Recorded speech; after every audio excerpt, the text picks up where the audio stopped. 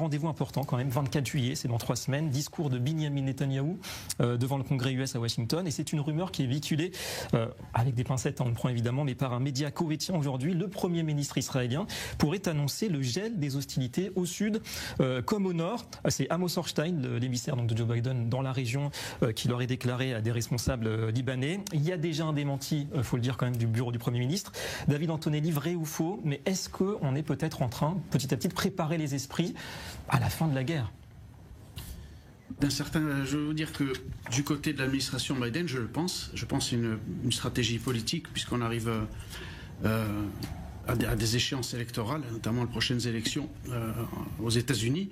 Mais bien entendu, j'ai la conviction que c'est complètement faux, puisque notre Premier ministre s'est exprimé plusieurs fois sur le sujet, s'est montré véritablement déterminé sur les objectifs que nous devons atteindre à Gaza, qui sont l'éradication du Hamas bien sûr, et la libération de tous les otages, vivants ou morts. Donc il n'y a aucune possibilité d'arrêter la guerre à l'heure là où on se parle. Ça serait de la folie.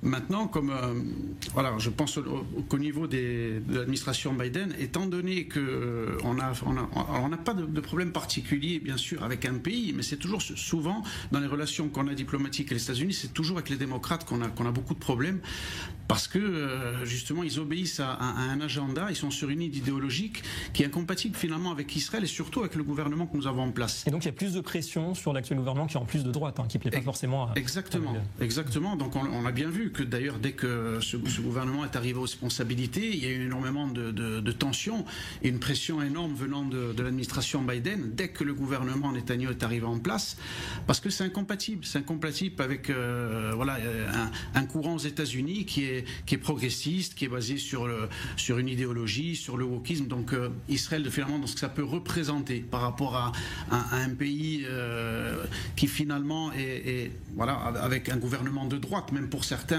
à droite de la droite, même à l'extrême droite, selon leurs critères à eux, lorsqu'ils définissent le gouvernement israélien, ça va pas.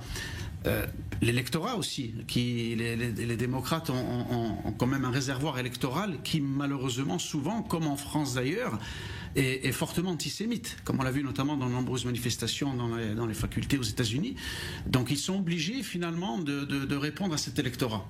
Ils sont obligés de donner des réponses. Je pense que Biden, la stratégie des démocrates, c'est de regarder, on continue de mettre la pression sur Israël. C'est vraiment l'aile gauche et les campus, c'est ça qui joue beaucoup. L'aile gauche, les campus, qui essayent finalement de mettre la pression et surtout de donner une image et de dire on va, même si c'est faux, parce que c'est complètement faux, on va faire arrêter la guerre.